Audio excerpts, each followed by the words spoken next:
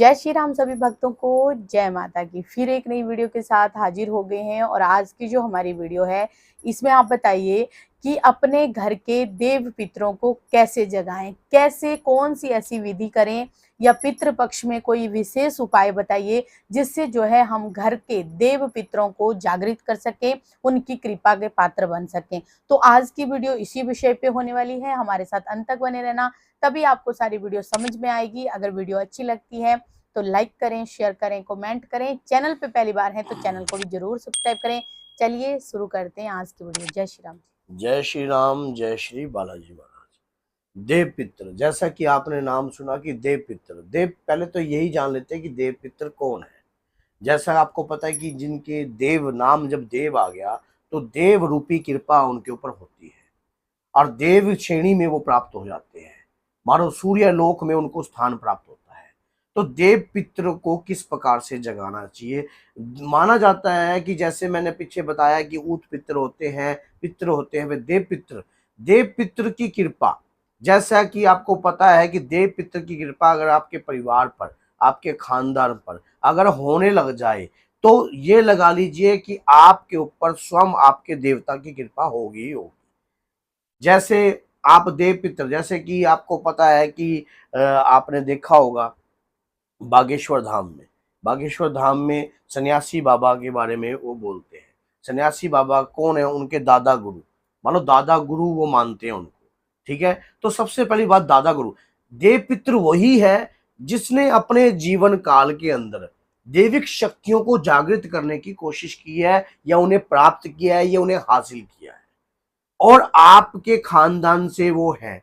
कई बार ऐसे भी होते हैं, बहुत सारे ब्रह्मचारी शक्ति युक्त व्यक्ति भी आपके परिवार में होते हैं, कहीं साधु बन जाते हैं, संत बन जाते हैं, किसी भी प्रकार का कोई कार्य करते हैं जिनसे उनके ऊपर कृपा छत्र छाया उनकी देवी देवताओं की रहती है। तो मेरा एक और सवाल है, जैसे कि अगर कोई सन्यास ले लेता है परिवार में और वो घर में नहीं होते हैं, वो बाहर चले जाते हैं, जैसे कि कहीं और चले जाते हैं, तो क्या वो अगर उनकी मृत्यु हो जाती है तो वो भी हमारे पितरों में ही आप उन्हें होते हैं? जानते हो, अगर आप उन्हें जानते हो, आपको पता है कि आपके परिवार के अंदर एक देव शक्ति है, आपके परिवार में तपस्वी व्यक्ति है, आपके परिवार के अंदर एक ऐसा व्यक्ति है जिसने अपने जीवन काल में हनुमान जी की अटूट भक्ति की है, अटूट उनकी कृपा प्राप्त की है। और आपकी माता श्री भी अगर इस बात को कहती हैं, आपके पिता श्री भी कहते हैं कि आपके परिवार के अंदर एक ऐसी ऐसी शक्ति थी जिनकी आप पूजा आराधना करते थे और उन्होंने कृपा, उनकी दिव्य शक्ति भी आपके परिवार पे, हमारे परिवार पे शक्ति महसूस होती है, तो आप उन शक्तियों का आह्वान कर सकते हो। याद रखना, शक्ति उन्हें ही प्राप्त होती है जो हृदय से पवित्र होता है अपने इष्ट के प्रति, जिनकी वो आराधना करते थे। मान लीजिए वो हनुमान जी की आराधना करते थे, तो और आप चाहते हो कि आप भी हनुमान जी के भक्त हो, आपके मन में भी हनुमान जी की भक्ति उत्पन्न रहती है, अंदर से आपके अंदर ऐसा रहता है, रहस्यमयी भक्ति जानने की कोशिश करती है कि आप किस प्रकार से भक्ति करूं, कैसे हनुमान जी का सानिध्य प्राप्त करूं, कैसे बाबा की शक्ति को प्राप्त करूं।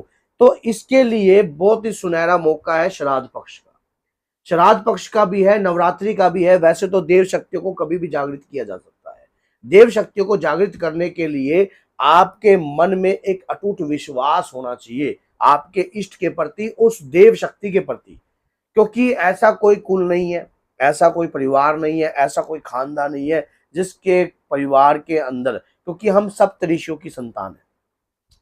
जैसा कि आपको पता है कि सप्तऋषि में अगर कोई व्यक्ति अपना गोत्र भी भूल जाता है तो सप्तऋषियों में आप किसी का भी नाम ले सकते हो, सप्तऋषियों का नाम ले सकते हो, उनमें से एक गोत्र तो आपका होगा ही होगा, जो संतान की प्रजनन की क्रिया जो उत्पन्न हुई है उसके माध्यम से कोई ना कोई ऐसा देव शक्ति भी आपके परिवार में होगी। एक भी हो सकती है, दो भी हो सकती है, तीन भी हो सकती है, चार भी हो सकती है, क्योंकि ये जो पीढ़ी चलती आ रही है, कहीं से तो इस पीढ़ी की शुरुआत है, कहीं ना कहीं से तो इस पीढ़ी की शुरुआत हुई है।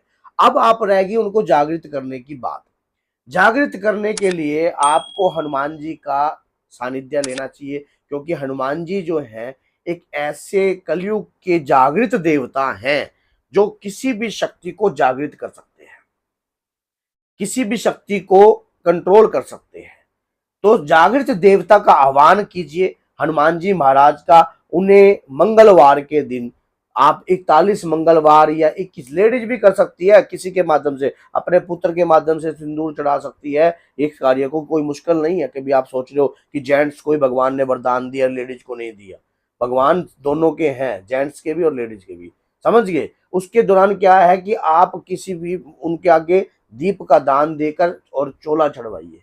अगर लेडीज है वो चोला चढ़ा नहीं सकती है अपने पुत्र के माध्यम से, नहीं तो सूखा चोला भी दे सकती है, सामान दे दो। और ब्राह्मण देवता के हाथ से सूखा चोला दे सकती है, प्रार्थना कर सकती है कि मैं खानदान की देव शक्ति को जागृत करने चाहती हूँ। मेरे परिवार पे अगर कोई कृपा है, अगर मेरे परिवार पे पीछे खानदान में भी कोई कृपा थी, तो उनके मुझे दर्शन प्राप्त हो, उनकी अटूट कृपा मुझे प्राप्त हो।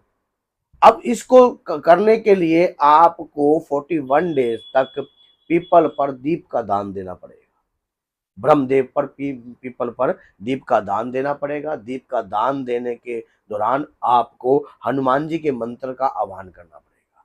हनुमान जी के मंत्रों का जो भी मंत्र आप जानते हो, जैसे कि ओम हम हनुमते नमः, या रुद्राक्ष मंत्र भी आप ले सकते हो हनुमान जी का, या आप हनुमान जी का ओम हनुमते नमः भी कर सकते हो। तो आप हनुमान जी के मंत्र का जाप कीजिए, और जाप कर कर एक माला कीजिए बैठकर, और पीपल पर दीप का दान दीजिए। जब दान दोगे दीप का, तब प्रार्थना करना कि कृपा इस दीप के माध्यम से मेरी भी दिव्य ज्योति को जागृत कीजिए, मेरे अंतर की ज्योति को जागृत कीजिए। अगर मेरे परिवार पर कोई देव शक्ति है, कोई कृपादायक शक्ति है, तो उसकी हाजिरी, उसकी सवारी मेरे शरीर पर महसूस होनी चाहिए।